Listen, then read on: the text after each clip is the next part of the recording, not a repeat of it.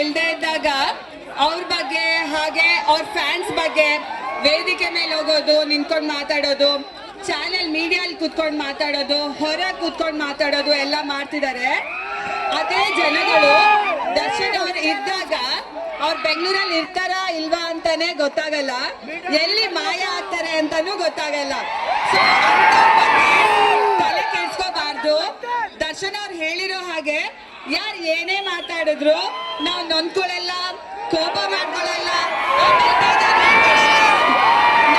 Important ನಿಮ್ಮ ಪ್ರೀತಿ ಹಾಗೂ ಬೆಂಬಲ ಮಾತ್ರ.